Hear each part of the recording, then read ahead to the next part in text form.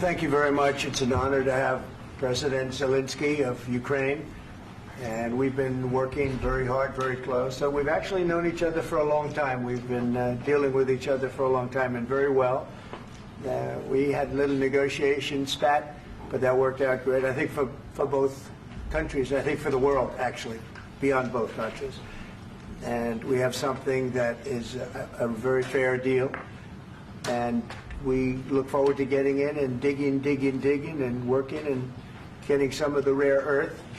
But it means we're going to be inside, and it's a big commitment from the United States, and we appreciate working with you very much. And we will continue to do that. We have had some very good discussions with Russia. I spoke with President Putin, and we're going to try and bring this to a close. It's something that you want and that he wants. We have to negotiate a deal. But we've started the confines of a deal, and I think something can happen. The big thing is the number of soldiers, mostly at this point, but soldiers being killed. You're losing thousands of soldiers. So on both sides, we're losing a lot of soldiers, and we want to see it stop. And we want to see the money get put to different kinds of use, like rebuilding. And we're going to be working very hard. But we've had a lot of very good conversations. I will say until we came along, the Biden administration didn't speak to Russia whatsoever. They didn't speak to anybody. They just allowed this to continue. And I will say that, I'll say in front of you, you've heard me say it 1,000 times, if I were president, this war would have never happened. We would have had a deal negotiated for you without having to go through what you've gone through. But your soldiers have been unbelievably brave. We've given them great equipment, but somebody has to use the equipment. They've been unbelievably brave, and we give them great credit. This was supposed to be over very quickly, and here we are 3 years later. So I give tremendous credit to your generals and your soldiers and yourself in the sense that it's been very hard fighting, very tough fighting. They're great fighters. And you have to be very proud of them from that standpoint. But now we want to get it over with. It's enough, right? We want to get it over with. So it's an honor to have you here. Thank you very much for coming. We're going to sign the agreement at the conference in the East Room in a little while, right after lunch. And we'll be having lunch together. We're also discussing some other things. And we appreciate everybody being here. It's somewhat of an exciting moment, but the really exciting moment is when they stop the shooting and we end up with a deal. And I think we're fairly close to getting that, and an honor to have you. And please, I'd like to say something. No, thank you so much, Mr. President. Thank you for invitation. And really, I hope that this first document, will be first step to real security guarantees for Ukraine, our people, our children. I really count on it. And of course, we count that America will not stop support. Really, for us, it's very important to support and to continue it. I want to discuss it with details further during our conversation, and of course, the infrastructure or security guarantees. Because for today, I understand what Europe is ready to do. And of course, I want to discuss with you what the United States will be ready to do. And I really count on your strong position to stop Putin. And you said that enough with the war. I think that is very important, Ben, to say these words to Putin at the very beginning of war, because he's a killer and terrorist. But I hope that together we can stop him. But for us, it's very important to, to save our country, our values, our freedom, democracy, and of course, no compromises with the killer about our territories. But it will be later. And of course, what I wanted, we spoke about it by phone with you about the drones production. We have very good drones production. I think the best one in the world for today because of the war. Yes, and of course we need very much the air defense. You have the best air defense in the world, and really you helped us under attacks of Russians. And I want to speak how we can exchange the licenses. We're open to share the licenses of all our drones with you, of course, with the United States. And we need licenses for quick production of air defense. Even after the war, we need our nation to be calm, that we are secure. So that's why we need this air shield. And of course, about this I want to speak about the contingents. I think that France and UK already spoke to you, and we know that Europe is ready, but without the United States, they will not be ready to be as strong as we need. And then the last point, last not least, about exchange, about our people and children.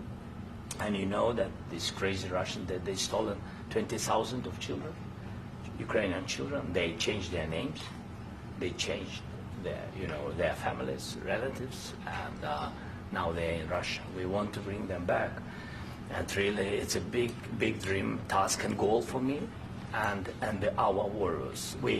By the way, Mr. President, we exchanged, released more than 4,000 warriors from Russian prison, but there are thousands more in the prison. I wanted to share with you some images. How it's just can I now? Yeah, please. One minute. Just you to understand in what circumstances, in what situation they are, and what the attitude of Russia to our prisoners. They have guys, just you before and after. And you see before and after, just you to understand. Now thousands of such guys, ladies and men, there, and that, so they don't eat, they beat them, and they do a lot of bad things.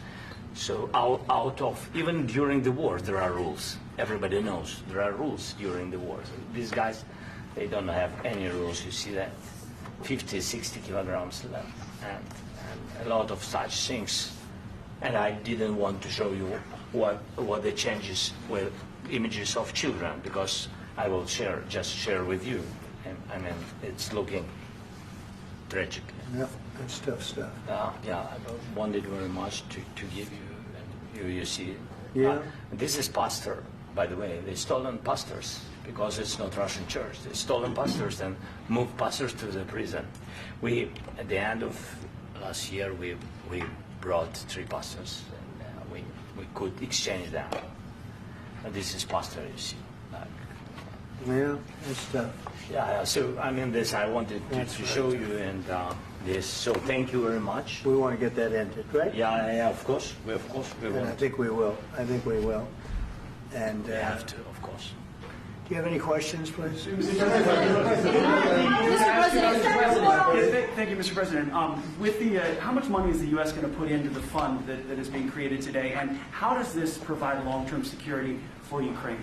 Well, we don't know exactly how much, because we're going to be putting some money in a fund that we're going to get from the raw earth that we're going to be taking and sharing in terms of revenue. So it's going to be a lot of money will be made from the sale and from the use of raw earth. And as you know, our country doesn't have much raw earth. We have a lot of oil and gas, but we don't have a lot of the raw earth.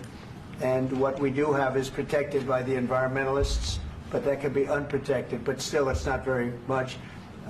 They have among the best in the world in terms of raw earth. So we're going to be using that, using it for all of the things we do, including AI and including weapons and the military, and it's really going to very much satisfy our needs. So it's something that just worked out really well. We have a lot of oil, and we have a lot of gas, but we don't have raw earth. So this has just about every component of the raw earth that we need for computers, for all of the things we do. This puts us in great shape. And on long-term security for Ukraine, how does this provide? I think they're going to have great luck. I think once we make the agreement, that's going to be 95% of it. They're not going to go back to fighting. I've spoken with President Putin, and I feel very strong. I've known him for a long time, and I feel very strongly that they're very serious about it, and we'll make a deal. And when the deal is made, I don't think we talk about security. Everyone's talking about the other day. All they talked about was security. I said, let me make the deal first. I have to make the deal first. I don't worry about security right now. We have to have a deal, because right now, last week, 2,000 soldiers died on both sides. 2,000, and they're losing 1,000, 2,000, 3,000 a week. So as we sit here and we talk, people are getting shot and dying on the battlefield. And, you know, they're not American soldiers, but they're Russian soldiers and they're Ukrainian soldiers, and we want to be able to stop it. And we want to be able also to spend money on other things. We don't want to, this is a tremendous amount of money. And what the Biden administration did was terrible. They were giving money, but he had no security on the money. Europe, as you know, gave much less money, but they had security. It was in the form of a loan. They get their money back, and we didn't. And now, at least we're protected because the American taxpayer has to be protected too. But this is an incredible agreement for Ukraine because we have a big investment in their country now, and what they have, very few people have. And we're able to really go forward with very, very high-tech things and many other things, including weaponry that we're going to use in many locations, but that we need for our country. Mr. President, This allows us to do that. will you continue sending military aid? Yes, go ahead, please. If I can just yes. In the document, there is one of the very important points.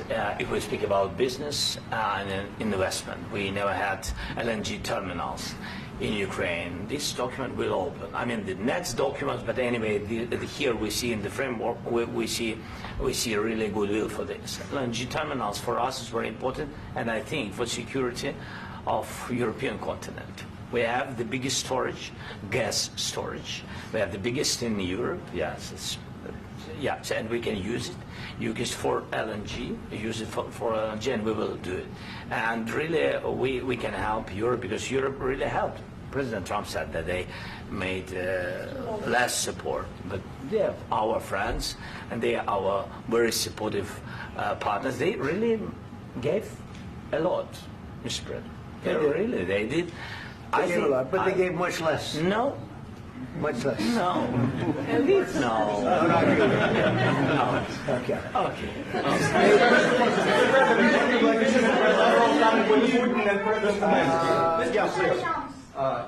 Mr. President Trump, you have repeatedly called the deal with Ukraine as a historical one. And as a President of the United States, you make historical decisions in other issues which affect America and other world. So what place in the world history do you want to take? And do you associate yourself with any famous historical figures? Yeah, I'd say George Washington, Abraham Lincoln. I would say I'm far superior to George Washington and Abraham Lincoln. Now, you know I'm only kidding, right? Because when I say that, the fake news is going to go wild. They're going to say he considers himself to be better than Washington. But you never know. You never know. I don't compare myself to anybody. I'm here to do a job. We've had a great 35 days or whatever it might be, a month, a little more than a month. We've accomplished tremendous amounts. Not only this would be a very great achievement if we could get the war stopped and get them back to normalization. I think that's going to happen. We've had very good talks on both sides, as you know. But I think we've done a very good job, just generally. If you look at all of the things we've done in 30 days, they're saying there's never been a opening for a president. The first month, there's never been a first month like we've had. And this is one of the very important things. This, to me, is one of the most important things because we have tremendous death taking place as we speak, and I don't want to have that. You know, think of the parents, whether they're in Russia or Ukraine, think of the parents of all these people being killed needlessly. They came to our territory. Should have never started. This would have, if I were president, this would have never started. Mr.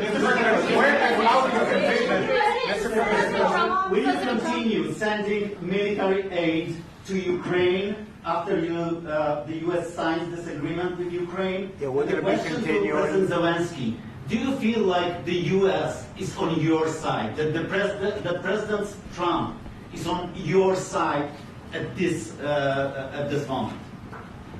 Right.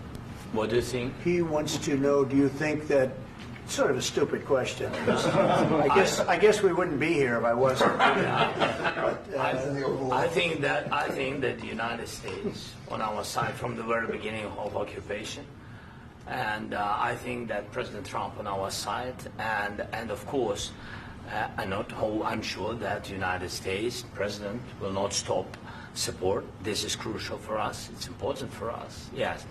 And Putin, the president speaks about the people and the soldiers which are dying, but they came to our territory, they came to our land. They began this war, and they have to stop.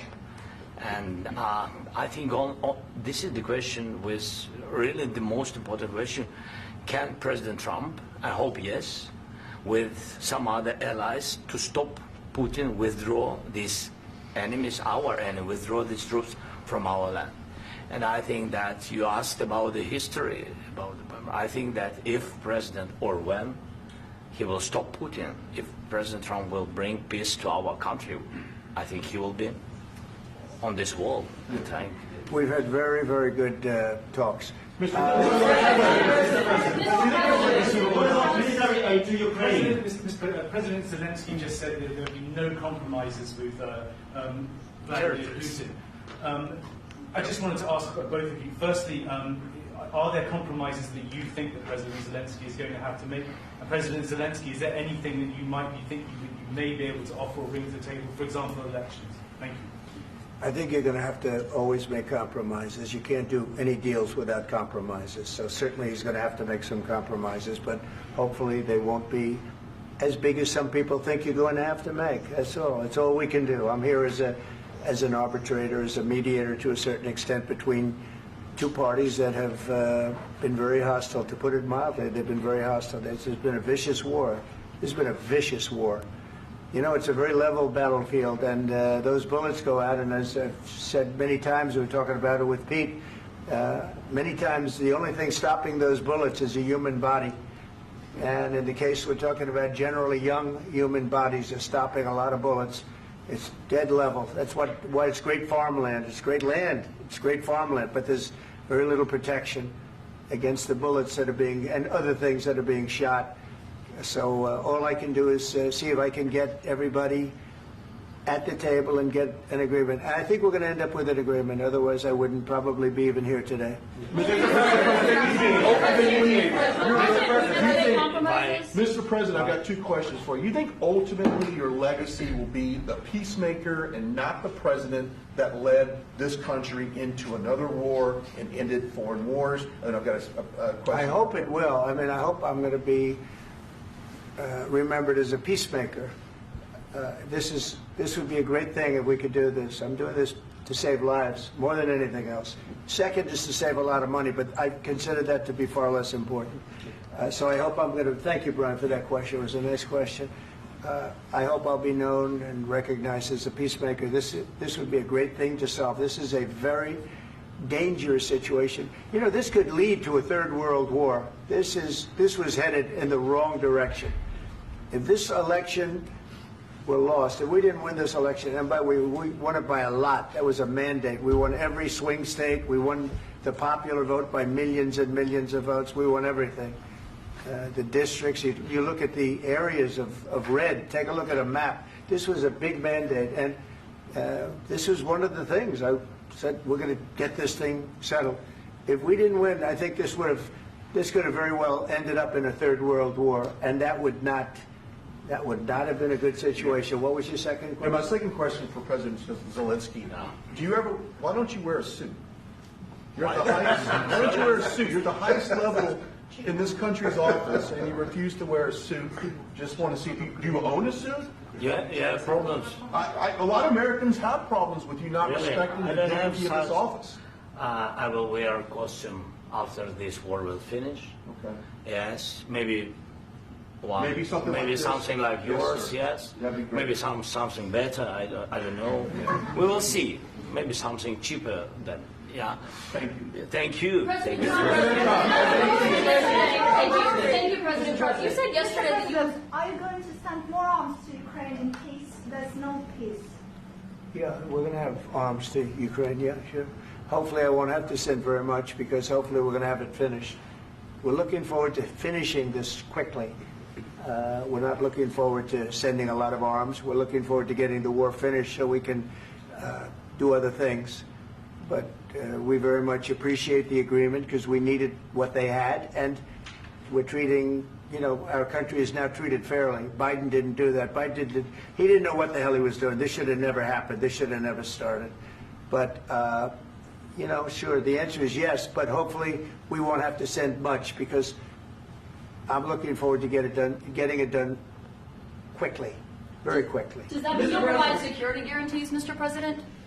I don't want to talk about security yet, because I want to get the deal done. You know, you fall into the same trap like everybody else. A million times you said over and over, I want to get the deal done. Security is so easy. That's about 2% of the problem.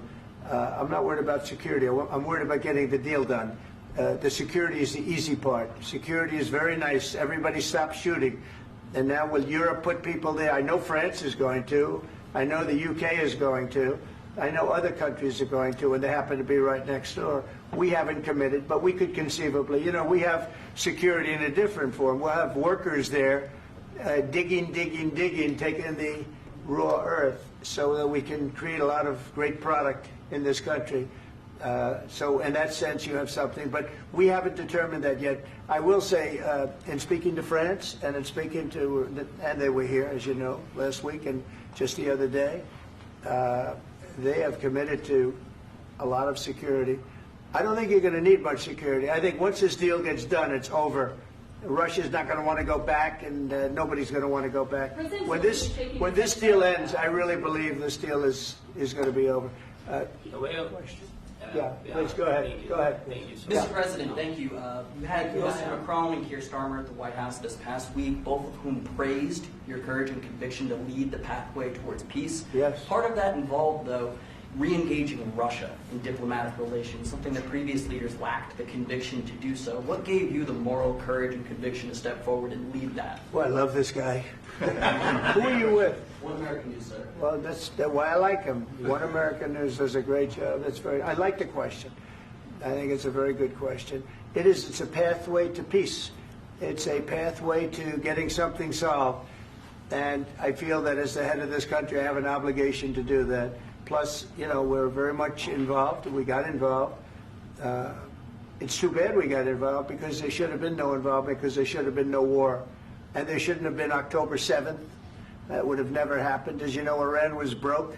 They had no money to give to Hezbollah. They had no money to give to Hamas. They were stone cold broke. And then under Biden, they became rich as hell. They went from no money to $300 billion in a period of 4 years. And they gave a lot of that money away, and you see what happened. And that's a real mess also that we hope to be able to solve. But no, I appreciate your question very much. I feel I have an obligation to try and do something to stop the death. If I can answer. Yes, if I can answer, sorry. Please. And I do like your clothing, by the way. Yeah, really? Even though I think he's a great guy, by the way. But I don't know if you two like each other. But you know what? I think he's dressed. I like this guy. I think he's dressed beautiful. So I have more serious things than answer on such questions. That's I will answer on more serious a good questions statement. if I can. Yeah. So please, about security guarantees and about just ceasefire. We can't just speak about ceasefire and speak and speak. It will not work. Just ceasefire will never work, because I'm like a president. I have this experience, and not only me. Ukraine before my presidency, from the 2014, Putin broken 25 times.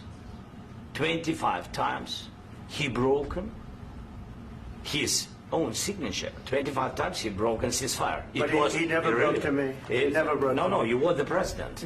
You were the president during. He never broke to me. In 2016, you've been the president, Mr. President. You've been the president, but he had, of course, not with you, but he had during those periods. He had conversations with our side, and we had Normandy format. You know, the France, Germany, Ukraine, and Russia, and he broken 25 times. That's why we will never accept just ceasefire. It will not work without security guarantees.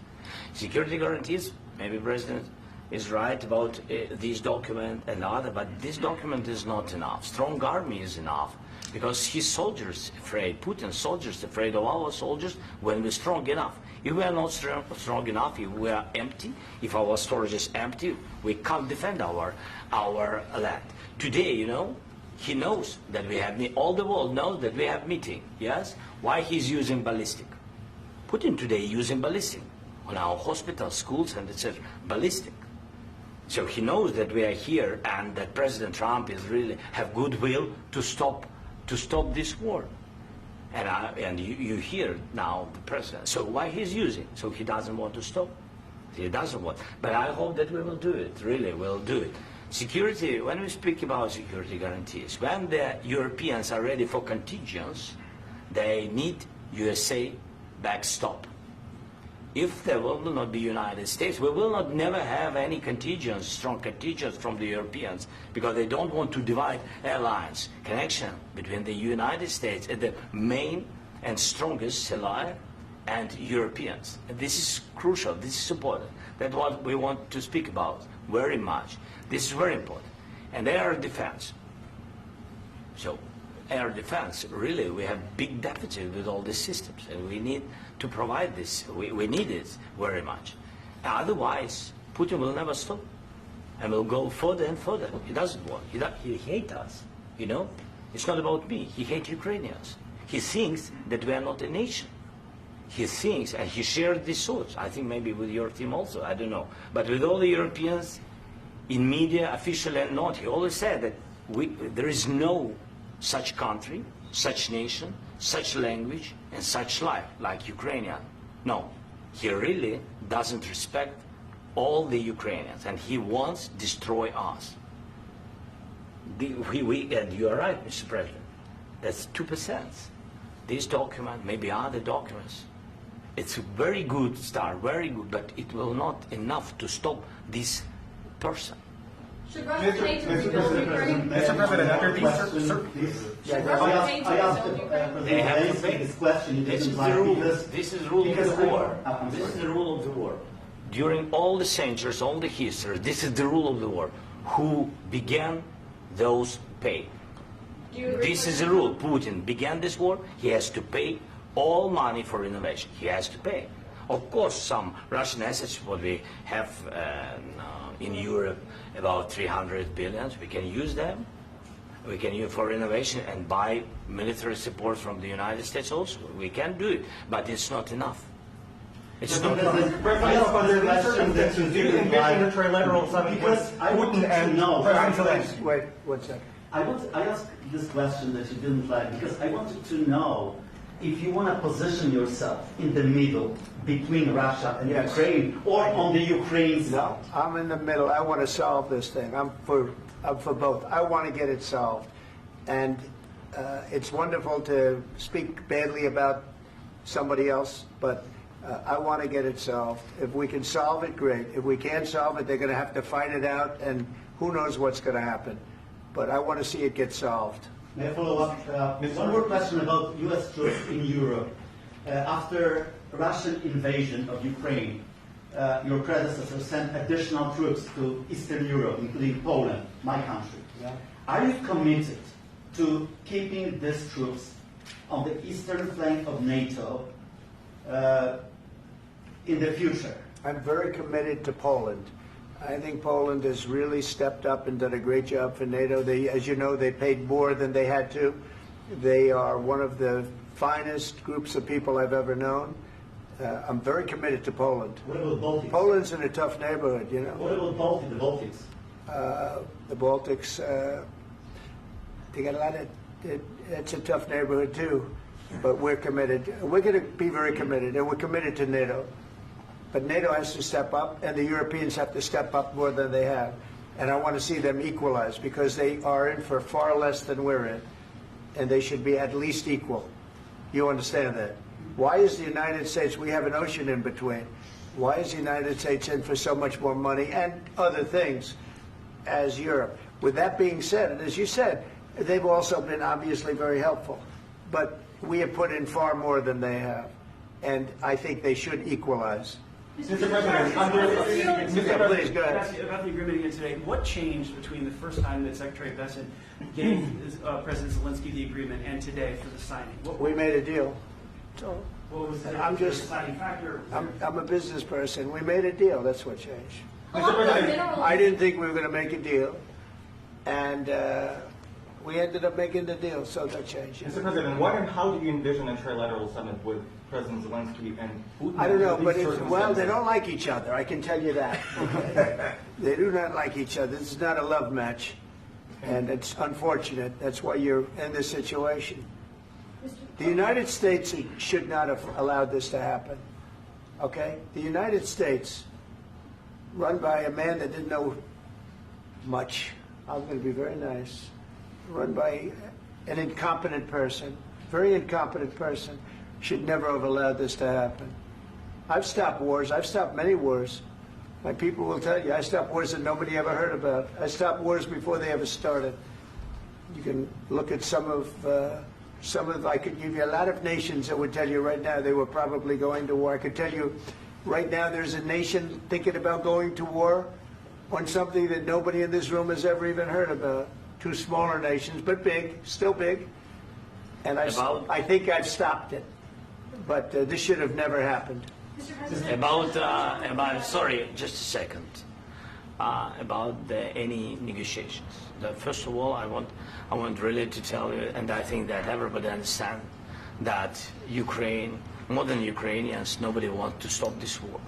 But at the future, any negotiations, it's understandable that two sides of the war, not Russia and the United States, because this is not the war between Russia and the United States. This is war of Russia against Ukraine and Ukrainian people. So these two sides will be at the anyway will be at the negotiation table. Then of course United States, like the strongest partner of the Ukraine, and of course Europe. I think Europe is very important. I want to speak about it with the President. Yes, Europe is very important for us because we really defend Europe for today. All Europeans really recognize that we are defending line and they have real life and our people are dying. That's why they helped us. And also it's about the NATO. Yes, between, like the President said, you have big, nice ocean. Yes, between us. But if we will not stay, Russia will go further to Baltics and to Poland, by the way. But first to the Baltics. It's understandable for them because they've been in the USSR. You know, they've been one of the republics of the USSR, and Putin wants to bring them back to his empire. It's a fact. And when he will go there, if we will not stay, you will fight. Your American soldiers, it doesn't matter, do you have ocean or not, your soldiers will fight. Mr. President, would you be willing to visit Ukraine, maybe Kyiv or Odessa, which is known to be a third year of Black Sea? It was my question. I'm sorry. I don't want to talk about Odessa now. Let's not talk about Odessa. I want to talk about making a deal, getting peace. We don't have to talk about Odessa, but a lot of cities have been destroyed. A lot of cities that are not recognizable. There's not a building standing. No. And a lot of things Mr. President, you have to come and to look. No. We have very good cities. Yes, a lot of things have been destroyed, but mostly cities alive, and people work, and children go to school. Sometimes it's very difficult. Sometimes closer to front line, children have to go to underground schools or online, but we live. Ukraine is fighting, and Ukraine lives. This is very important. And maybe it's Putin is sharing this information that he destroyed us. No, he lost 700,000 people, 700,000 soldiers. He lost everything. Yes. So. Mr. President, one more. I mentioned Poland. Please, go ahead. When did you last speak with President Putin, and what did he say that? A couple of days ago. And what did he tell you that gave you the assurance that he wanted peace? Well, that's what I do. My whole life is deals. I know pretty good. And I've known him for a long time. I've dealt with him for a long time. He had to suffer through the Russia hoax. You know, Russia was a hoax. It was all Biden. It was nothing to do with him. So he had to suffer through that, and he was able to do that. I think that he wants to make a deal, and he'd like to see it end. That's all I do. That's what I do. My whole life, that's what I do, is make deals. And I'm in the middle of a mess, because this is a real mess.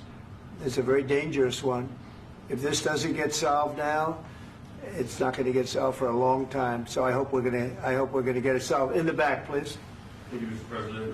Prime Minister Starmer claims repeatedly that his government believes in free speech and was not engaged in censorship. But his country's government arrests people for memes and thought crimes, and even more worrisome is pressuring American companies to censor Americans on his behalf. How can he be a reliable, trustworthy partner when he says things that are demonstrably false on such an important topic? Well, we actually spoke to him about that yesterday, and we thought they took it very, very much too far. JD was very strong on it. So was I. So was Marco. And we've been speaking to him about it. Marco, would you like to say something about that? Yeah, we have concerns, obviously, with the conduct of those, particularly as it impacts Americans.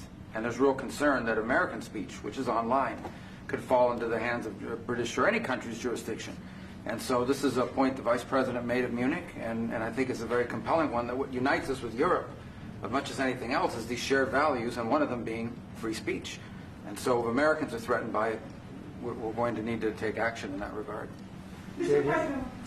It's actually a very important question. We spoke about this in detail with the Prime Minister, the Foreign Secretary, and others at lunch yesterday, and I know that Secretary of Commerce Lutnick followed up in private meetings last night. This is really important. We believe Americans have the right to speak their mind, even if we in this room disagree with them. They have the right to speak their mind in the public square, which is often online these days. And we're going to defend that right as it pertains to American companies and American citizens vigorously if we have to. I do think that under the President's leadership, we're going to find common ground with our friends in the UK on this question, but it remains to be seen. The principle that will guide us is we believe in free speech in this country, and we'll fight for it for American citizens.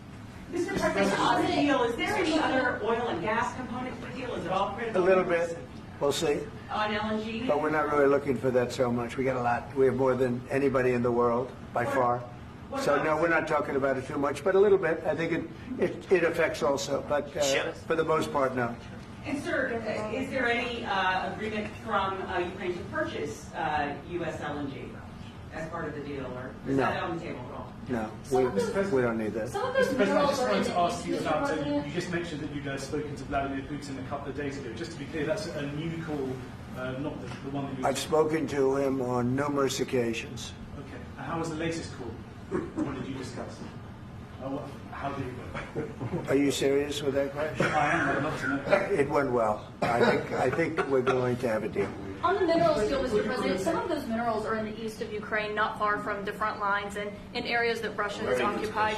Will you direct President Putin to withdraw his forces from those areas if there's U.S. interest? Well, we'll take a look at the time. We have a lot of area. It's a very big area we're talking about, so we'll take a look. I'll study that and I'll see.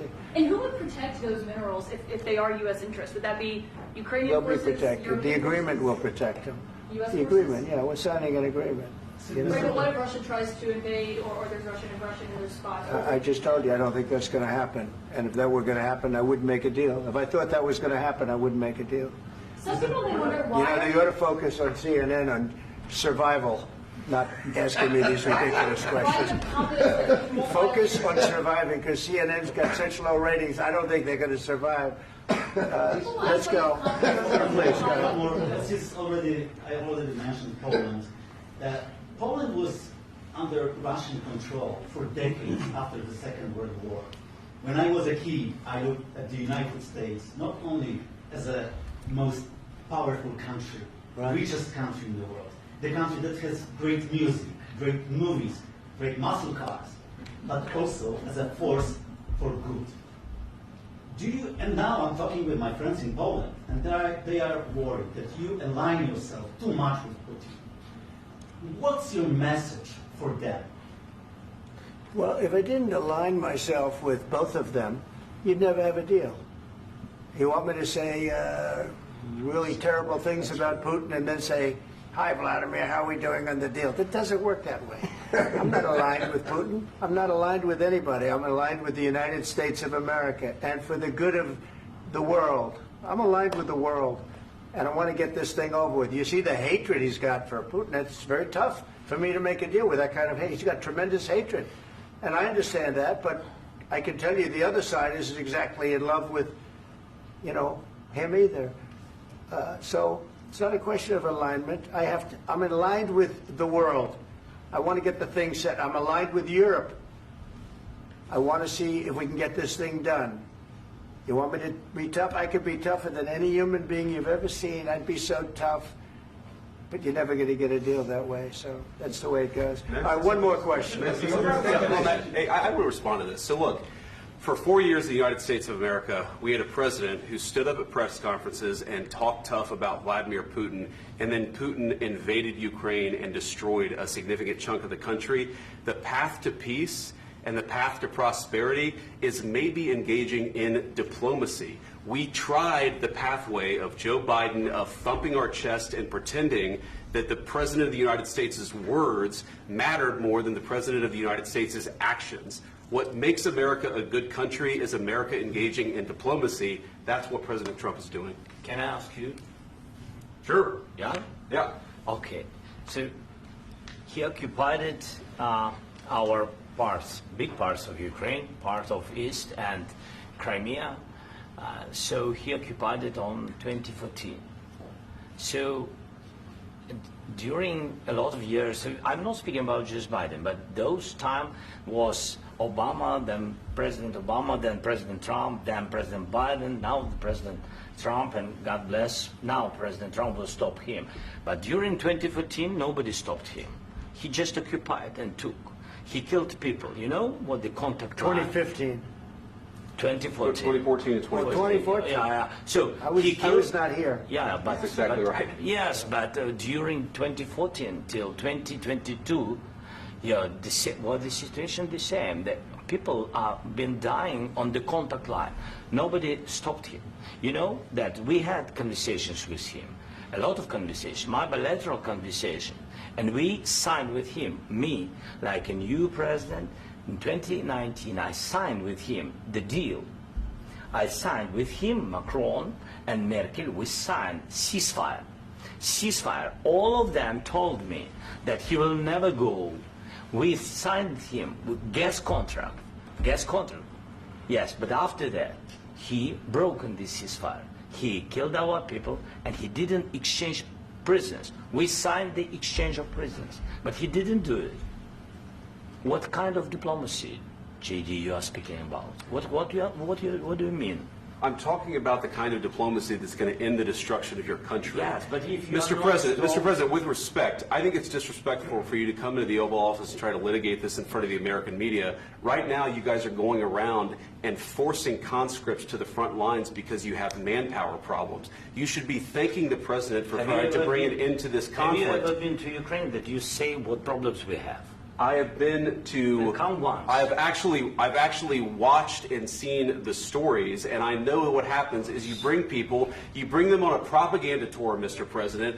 Do you disagree that you've had problems bringing people into your military? And do you think that it's respectful to come to the Oval Office of the United States of America and attack the administration that is trying to prevent the destruction of your country? A lot of questions. Let's start from the beginning. Sure. First of all, during the war, everybody has problems. Even you, but you have nice ocean and don't feel now, but you will feel it in the future. God bless. You don't know that. God bless. You God bless. You will not have war. Don't tell us what we're going to feel.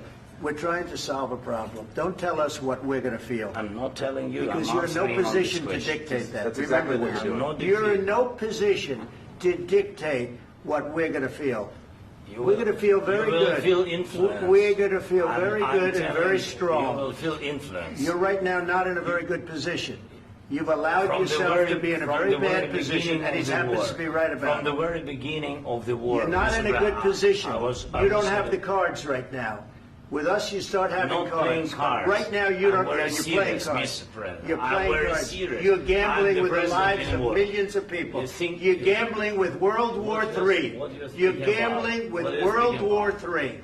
And what you're doing is very disrespectful to the country, this country, that's backed you far more than a lot of people said they should have. Have you said thank you once? This A lot entire of meeting? times. No, in this Even entire meeting, today. have you said thank Even you? today. You went to Pennsylvania and campaigned for the opposition in October. Offer some words of appreciation for the United States of America and the president who's trying to save your country.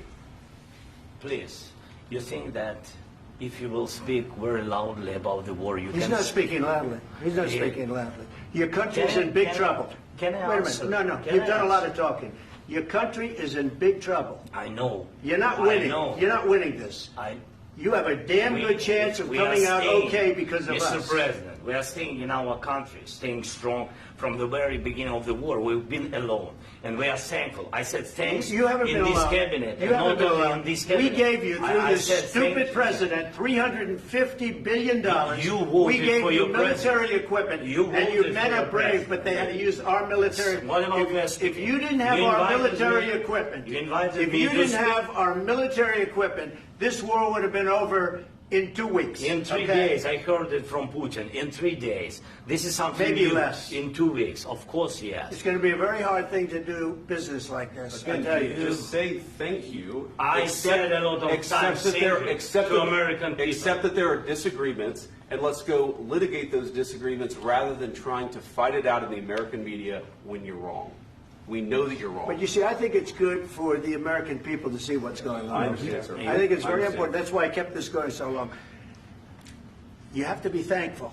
You don't have the I'm cards. thankful. You're buried there. Your people are dying. tell you You're again, running I low know. on soldiers. Don't- Listen, don't please, you're running Mr. low on President. soldiers. It would be a damn good thing. Mr. And then President. then you tell us, I don't want a ceasefire. I don't want a ceasefire. I want to go, and I wanted this. Look, if you could get a ceasefire right now, I tell you, you take it so the bullets stop flying and your men stop getting killed. Of course, we want to stop the war. But you're I saying said- you don't want a ceasefire. But I said to you, I want a with ceasefire. guarantees. Because you'll get a ceasefire faster than an agreement. Ask our people about ceasefire, what they think. That wasn't It doesn't with matter me. for you what, That what wasn't is- with me. It That was wasn't with you. a guy named Biden, who was not a smart person. This That is was your- with, this that was is with your Obama. president. It was your president. Excuse me. That was with Obama, who gave you sheets, and I gave you javelins. Yes. I gave you the javelins to take out all those tanks. Obama gave you sheets. In fact, the statement is Obama gave sheets and Trump gave javelins. You got to be more thankful, because let me tell you, you don't have the cards. With us, you have the cards.